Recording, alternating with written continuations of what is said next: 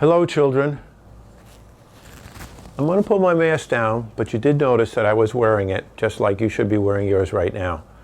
It's a lot easier to talk if I take the mask down. So my name is John. I'm with the Raymond Fire and Rescue Department, and we're going to talk a little bit about kitchen safety in the home. And the first thing I'm going to ask is, should children be cooking on a stove by themselves? Well, the answer is no. Unless there's an adult around, you should never, ever be cooking on a stove by yourself. It's too dangerous. We do not recommend it. So, we have over here a kitchen with some things in it. And I'm going to point out to you some of the dangerous things that we've put here. It's a little exaggerated, but that's the point.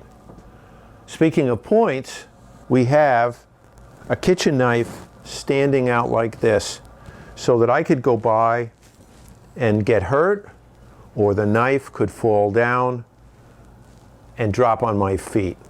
So this is not the way we keep knives. We should keep them away from the edge, away from small children, and it's best if it's in the knife holder once you're finished with them. Speaking of knives, here's another knife. It's got a wooden handle. And where is it near? It's near the stove of the gas flame of the stove. So what else do you see that you don't like? Well, how about this box of cereal? What is the box made of? It's made of cardboard. Cardboard is like paper. Does paper burn? Yes, it does. So this should have never been left there. This should have been put over here, away from the stove, just like this knife should not be anywhere near the burners. What else do you see that you don't like? Well, one of the things I don't like is that we have a pot, perhaps of hot water or soup, and the handle is out. So if I go by this and hit it, it could spill on the floor. But if I have a baby sister or a baby brother that's crawling around, they're going to get burned. So when you cook with a pot, with an adult present, or your adults cook, they should always have that handle in like that, not near the edge, not like this. And if you see that, you should say to your adult, please turn that handle in.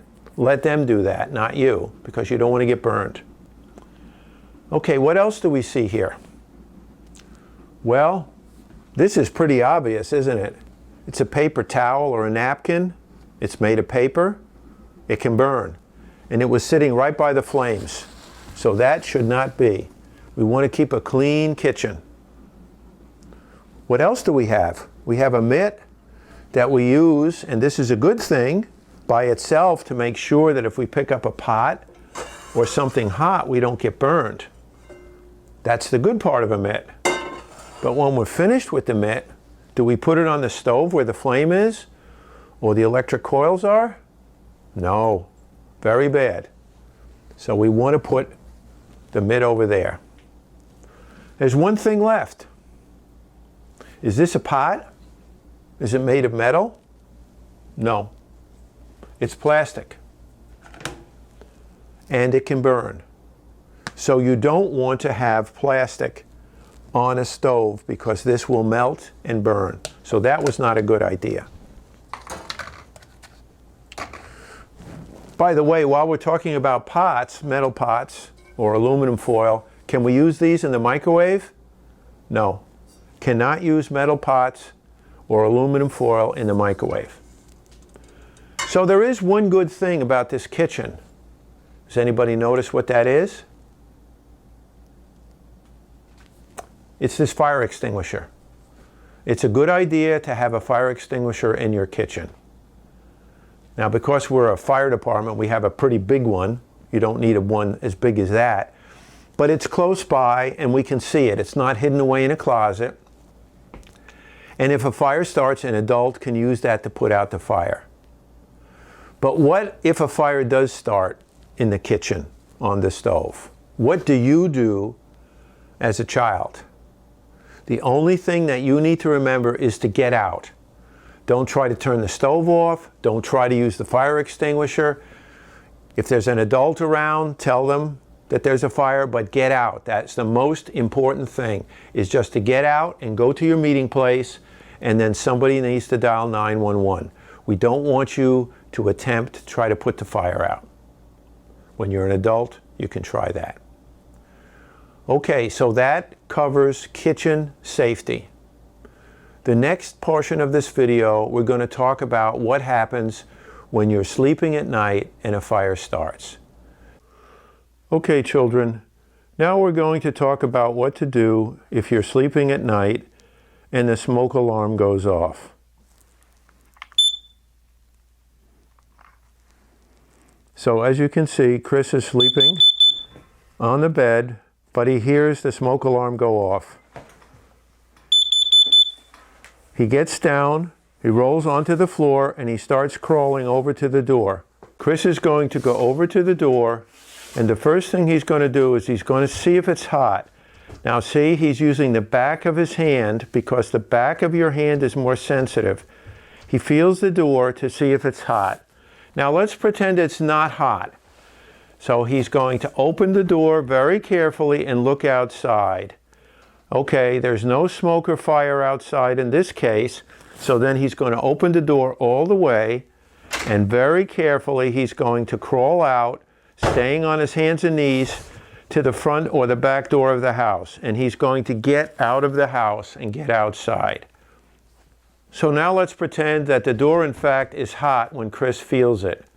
Is he going to open it, boys and girls? No, he's not, because we know what's on the other side. There's smoke and fire on the other side. You do not want to open that door.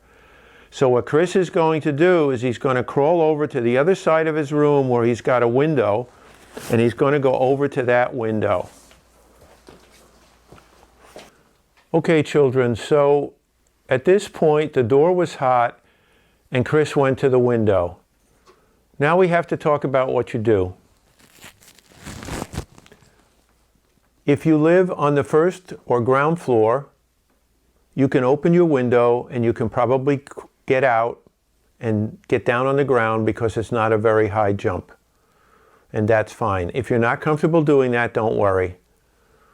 If you're on the second or third floor, you're going to be up pretty high. And unless you have an escape ladder and you've trained with that with your adults, what we recommend is that you open the window and throw things out of the window. Throw a pillow, throw a towel, throw a toy. Don't throw your baby brother, please. We don't like that. And when we come to the fire at your house, we're going to walk around your building.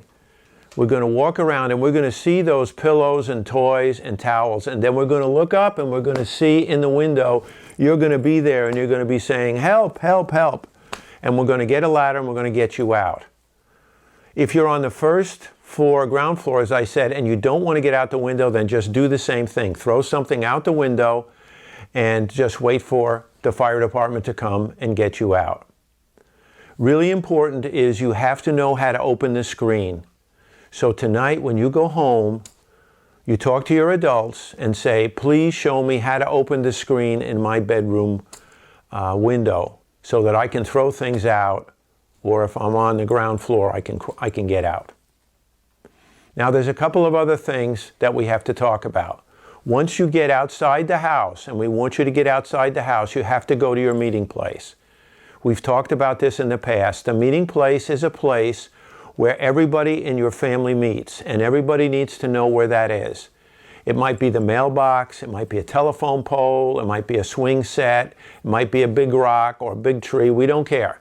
It's whatever everybody in your family agrees. If there's an emergency, this is where you go. This is your meeting place. Once you go there, do you go back for any pets? No. Do you go back because mom or dad isn't there or one of the adults? No. Do you go back for baby sister or baby brother? No. Once you're out, you stay out. Once everybody has gathered at the meeting place, somebody needs to call the fire department and dial 911. I think you all know that that's the number you dial, 911, in order to get fire, police, or ambulance. If you don't have a cell phone with you, then somebody goes over to a neighbor, bang on the door, throw rocks at the window, get them up in the middle of the night and make that call. That's really, really important. There's two other things about all of this that I want to go back to. When firefighter Chris first got out of the bed, you'll notice he rolled onto the floor and he didn't stand up. There's a very good reason for this, because the smoke, if there's smoke in the house, it's going to be up at the ceiling. If you go low, like he crawled, you're not going to breathe that smoke. You're going to breathe good air. The second thing I want you to notice is he had the bedroom door closed when he was sleeping. And this is really, really important. You need to sleep with the door closed. And the reason is because if a fire does start, you don't get the smoke and the flames to come into your bedroom. Now, I know some of you are scared about closing the door. And hopefully, as you get a little bit older, you'll be able to close the door. But what we want the goal to be is, as soon as you can, please close that door all night long and have everybody else in your house close their doors. Because if there's a fire, your smoke alarm will go off and you'll hear it. So that's what we do if there's a fire in the house and you're sleeping. Thank you, children, very much. Be safe and put your masks on.